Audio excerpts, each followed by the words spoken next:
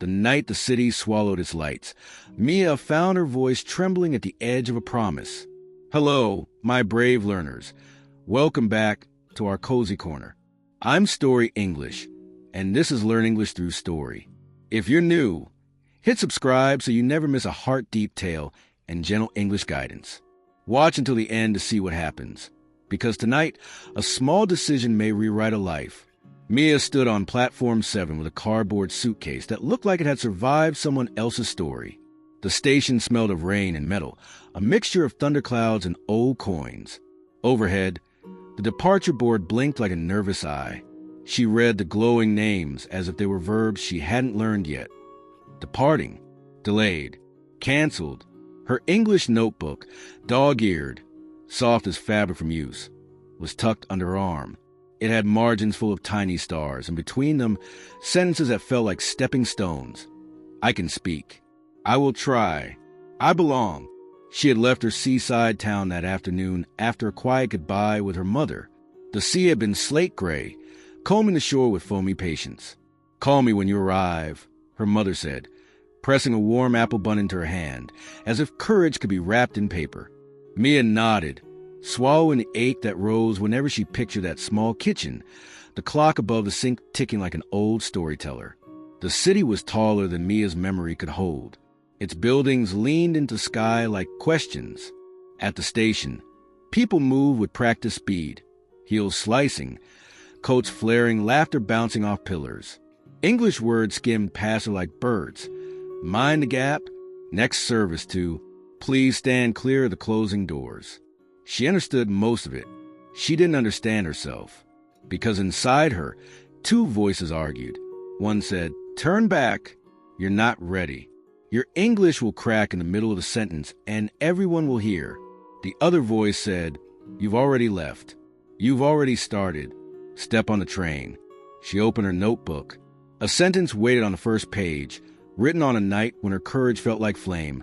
I will speak until my fear becomes breath. She whispered it now. Nearby, a busker played a mournful violin, and the sound stirred something steady in her ribs. Mia checked the platform sign again. Last train, 22:59. It was 22:54. 5 minutes stood between the life she knew and the life she could learn to love. She thought of the small language school that had sent her the acceptance letter, the teacher's kindness across a video call, the promise of a city where mistakes were not disasters but bridges. Still, her palms grew damp. Fear is clever.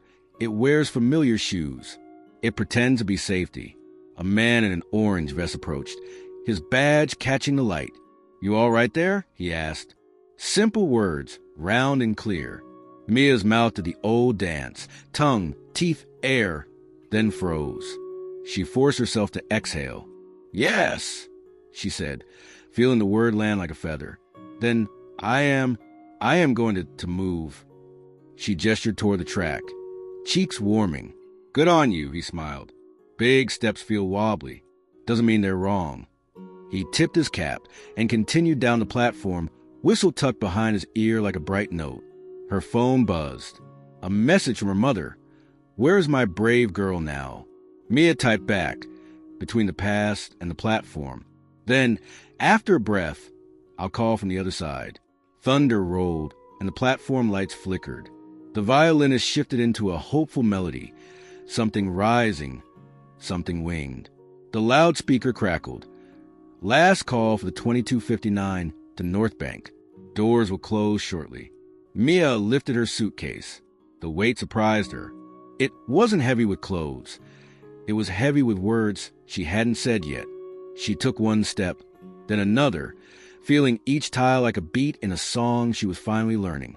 From the train windows, warm light spilled like invitation. People inside laughed, scrolled, yawned, lived. Mia stood at the threshold, rain stitching silver lines between her and the carriage.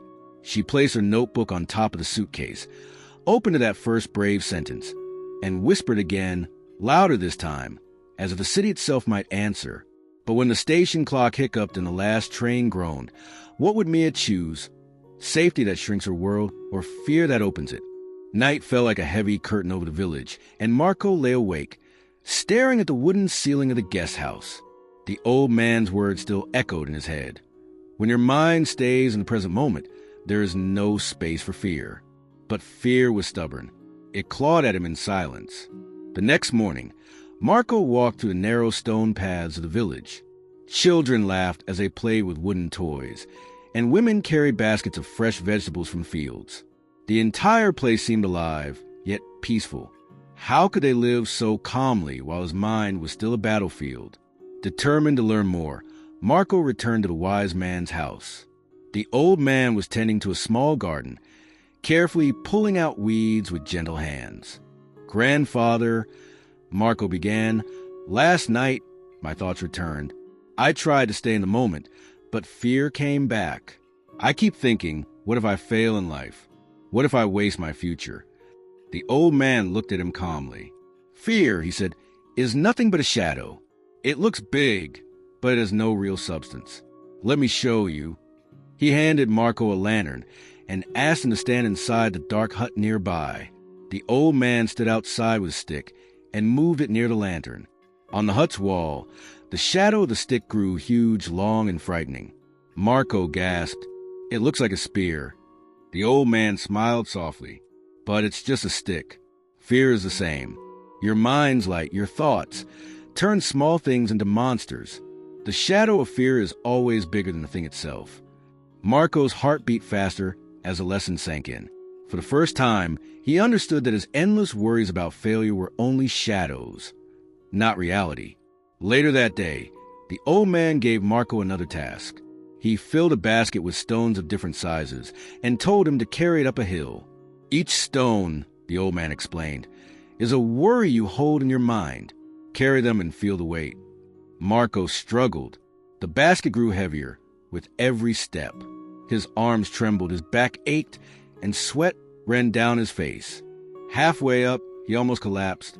At the top of the hill, the old man told him, "Now throw the stones, one by one, into the valley. Each time you let go, breathe out and say, 'This is not mine anymore.'" Marco obeyed.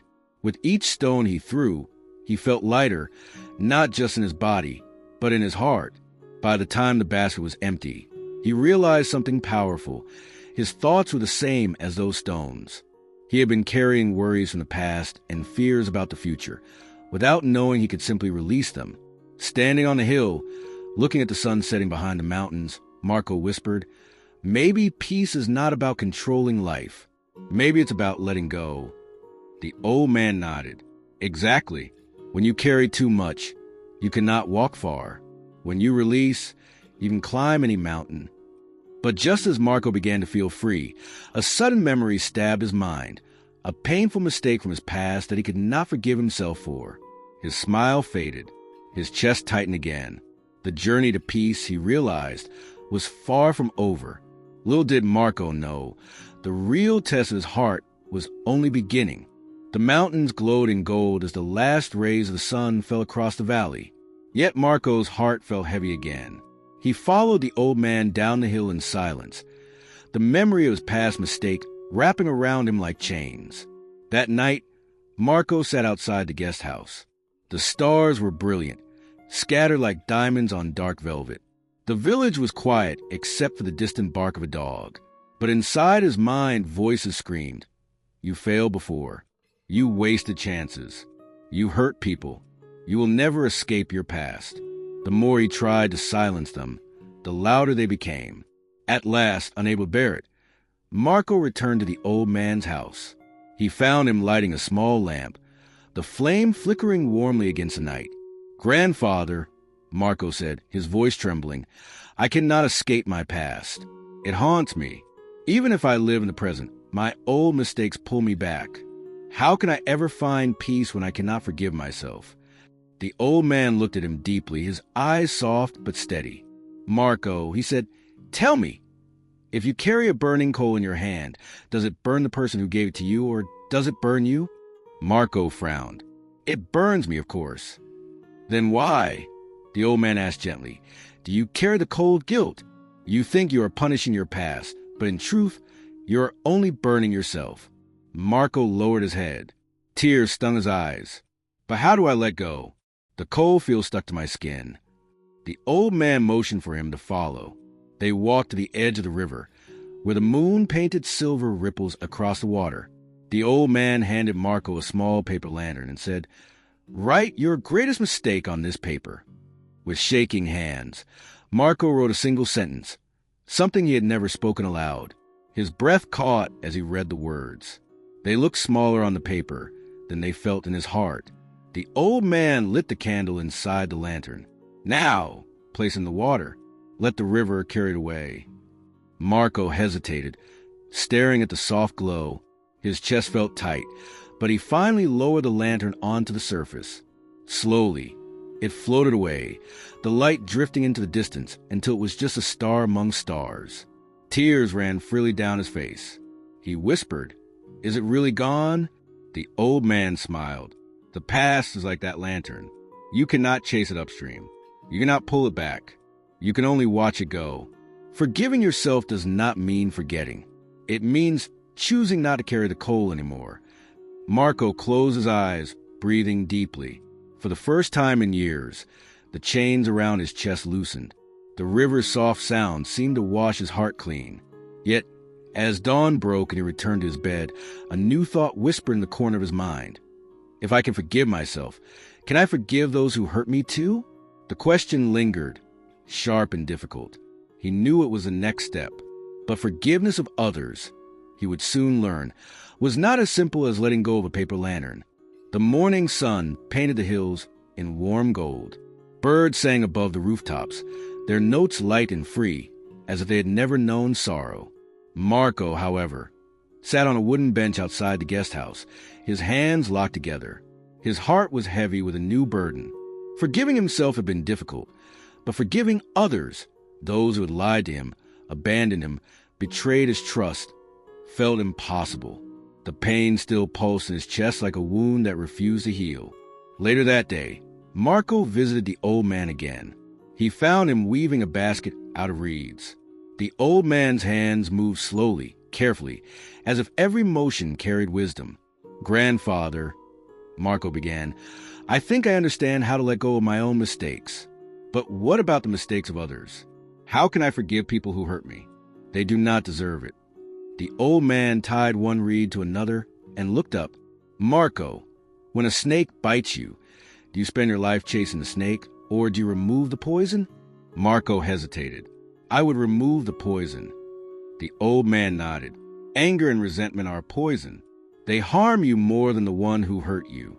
Forgiveness is not a gift for them. It is freedom for you." Marco frowned. "But how do I do it? Every time I think of them, my anger returns." The old man rose and led Marco to the marketplace at the center of the village. Children were laughing, merchants calling out prices, women arranging baskets of fruit. In the middle of the square stood a well. The old man drew a bucket of water and handed Marco a glass. "Imagine this waters your heart," he said. "Now stir it with a stick." Marco did so, and the water turned cloudy with dirt. "This is anger," the old man explained. "When you keep stirring, it never clears. But if you stop and allow it to rest, what happens?" Marco watched. Slowly, the dirt began to sink, and the water grew clear again. "You see," the old man said, "forgiveness is not forcing yourself to feel good about someone. It is choosing to stop stirring the pain." Marco stared at the glass, his throat tightening. Could it really be that simple? Just stop feeding the memory? That night, he sat by the river once more. He thought of the people who had hurt him, friends who betrayed him, relatives who had spoken cruel words, strangers who had judged him unfairly. His anger flared hot and sharp. Then he remembered the water. He closed his eyes and whispered, "I choose to stop stirring." He breathed slowly, letting the images drift like leaves on the river. For the first time, he felt a strange lightness. Not joy, not yet, but a release, as if invisible ropes were loosening around his chest. The next morning, he woke up to the sound of birdsong, and something inside him was different. The bitterness that had been his constant companion was quieter, weaker. Yet even as he began to understand forgiveness, a new challenge waited for him, one that would test everything he had learned. For soon, Marco would have faced not just thoughts and memories, but life itself, unexpected, unpredictable, and demanding. The days in the village began to pass like gentle waves. Marco woke with the sunrise, helped the villagers with simple chores, and returned often to the wise old man for guidance. With each task, he felt his mind grow lighter, yet deep inside, another storm was forming. One afternoon, as Marco was carrying bundles of firewood down a narrow mountain path, dark clouds rolled across the sky. The wind picked up, whistling through the trees like a warning. Suddenly, heavy rain began to pour. The path turned slippery and Marco stumbled. The wood scattered across the mud, and he fell to his knees. Frustration erupted inside him. "Why does everything test me?" he shouted, his voice drowned by thunder. "I try to find peace, but the world keeps pushing me down." By the time he gathered the firewood and returned, soaked to the skin, anger still boiled in him. He went straight to the old man's hut, dropped the wood on the porch, and said bitterly, "What is the use of peace if life never stops throwing storms at me? How can I stay calm when the world itself is chaos?" The old man looked at him for a long moment. Then, without a word, he lit a small candle and placed it in Marco's trembling hands. "Hold this," he said. Marco frowned. "Why?" "Because this candle is your mind. The storm outside will never stop. But if you learn to protect this flame, it will keep burning." As if to prove his point, the old man led Marco outside into the rain. "Cup your hands around the flame," he instructed. Marco shielded it carefully, and though the wind roared and rain fell, the candle flickered but did not die. "Do you see?" the old man asked gently. "Peace is not the absence of storms. It is the art of protecting your flame in the middle of them." Marco stared at the tiny flame, its glow trembling against the stormy night. Slowly, he understood. The world would never stop being unpredictable. But if he trained his mind, like strong hands guarding a candle, his peace could survive. That evening, Marco sat by the fire in the guest house, drying his clothes. The lesson echoed in his heart. I cannot control the storm, but I can protect my flame. Yet, as sleep crept over him, another thought came. What the storm is not outside, but inside me? He realized that the greatest battle was not with the rain, or the wind, or even the people who had hurt him. It was with his own thoughts. The restless storms that rose without warning, turning his mind into chaos. Little did he know, the old man was already preparing the next lesson, one that would force Marco to face his storm within. The next morning, the air was fresh and clean after the storm. Mist drifted through the valleys like soft white rivers, and the birds sang with renewed energy. But Marco's heart still carried the question from the night before. What if the storm is inside me? When he arrived at the old man's hut, he found him polishing a small bronze mirror. The surface gleamed in the sunlight, catching Marco's reflection. "Sit," the old man said, handing the mirror to him. "Look closely." Marco gazed at his own face, the tired eyes, the restless lines on his forehead. The old man asked, "What do you see?" "Myself," Marco replied softly. The old man shook his head. "No, you see your face, not yourself. Your true self is hidden behind your thoughts, your anger, your fears. That is the storm within you." He pointed to the mirror. "When the surface is dirty, do you say the mirror is broken? No, you clean it. In the same way, when your mind is clouded with restless thoughts, do not believe you are broken. You must simply learn to clean the mirror of your mind." Marco frowned. "And how do I clean it?" The old man smiled. "With silence." He led Marco to a quiet grove of trees by the river.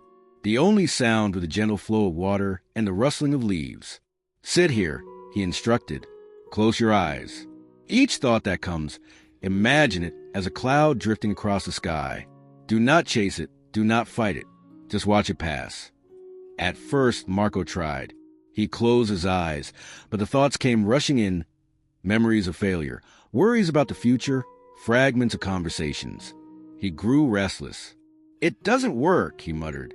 The old man placed a hand on his shoulder. "Be patient.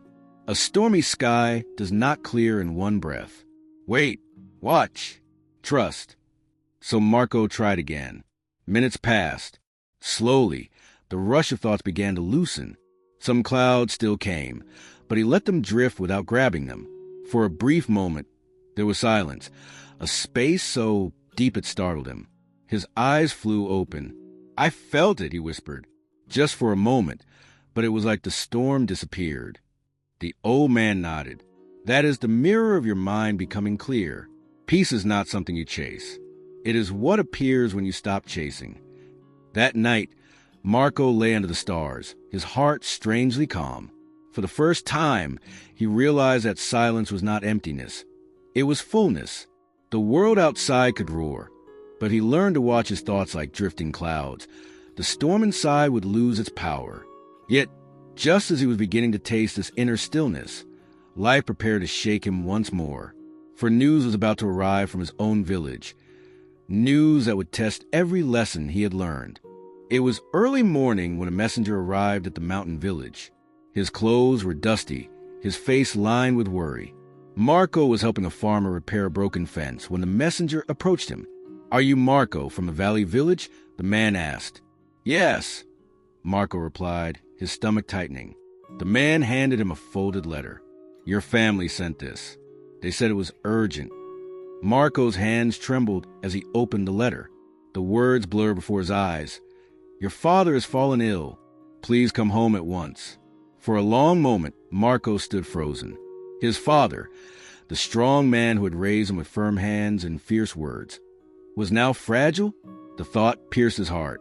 The old man found him sitting by the river, the letter clenched in his fist.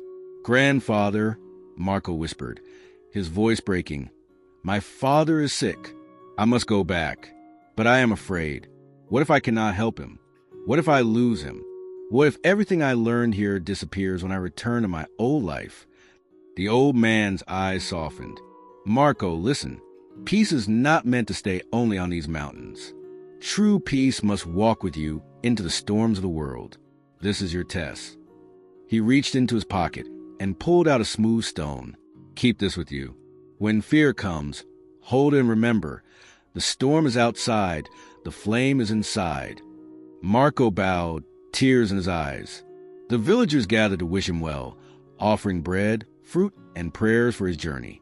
As he walked down the mountain path, the lessons of the past days echoed within him.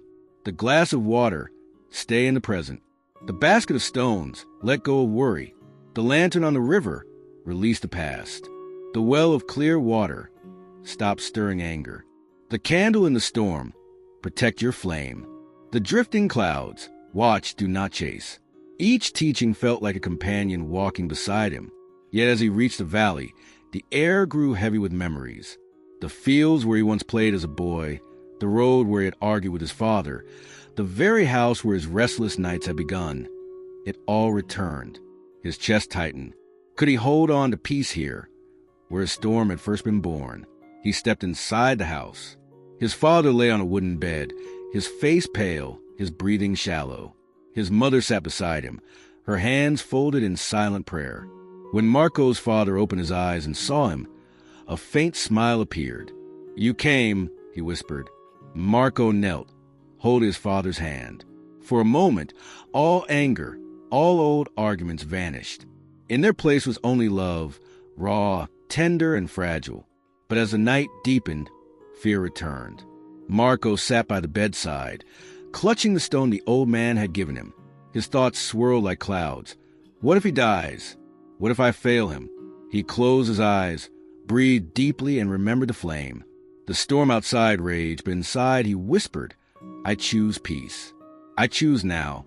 Yet destiny was not finished with Marco. His father's illness was only the beginning of a deeper challenge, one that would test whether Marco's peace was truly unshakable. The nights in his childhood home were long and heavy. Marco sat beside his father's bed, listening to the slow, uneven rhythm of his breathing. Every sound in the house seemed sharper: the creak of the wooden beams, the ticking of the clock, the whisper of the wind to the window. Fear lingered at the edge of every moment, waiting to pull him back into darkness. One evening, as the oil lamp flickered low, his father opened his eyes. His voice was weak, but clear enough to reach Marco's heart. "Son, I know I was hard on you. I scolded too much. I carried my own storms and let them fall on you. Forgive me. The words pierced Marco deeper than any wound. For years, he had blamed his father for his restless mind, for the endless pressure, for the anger that had burned in their home. And now, lying frail and broken, his father was asking for forgiveness.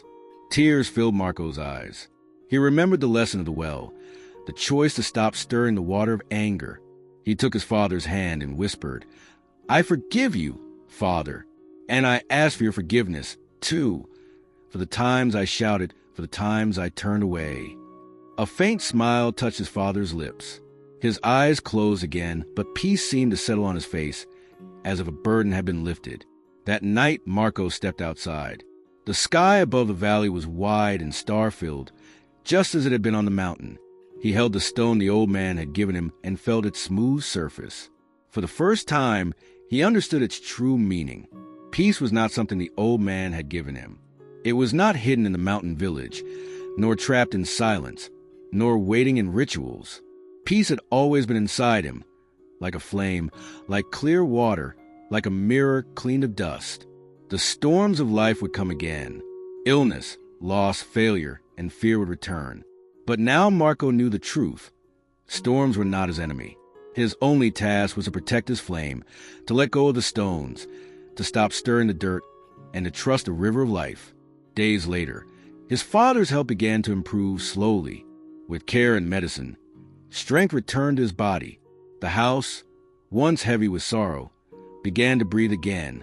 Marco helped his mother in the fields, sat by his father's side in the evenings, and carried with him a calmness that surprised everyone. Neighbors whispered, "He is different. He is no longer restless." Children followed him when he walked, sensing the gentleness in his eyes. His father, once strict and sharp, looked at him with quiet pride. And when Marco was alone, he would sometimes whisper the words he had learned on the mountain. Peace is not found. Peace is chosen. The restless young man who once could not sleep, who once drowned in his own thoughts, had transformed. He was not perfect, but he was present, and in presence, he had discovered freedom. As the sun set behind the mountains one evening, Marco smiled softly. The storms would return, yes, but so would the flame. And as long as the flame lived, he would never be lost again. Thank you for staying with this journey through all 8 parts. This story teaches us about forgiveness, letting go, and protecting our inner peace even in storms. Would you like me to now prepare a learning section, explaining the grammar, idioms, and vocabulary from this story, with reflection questions for English practice?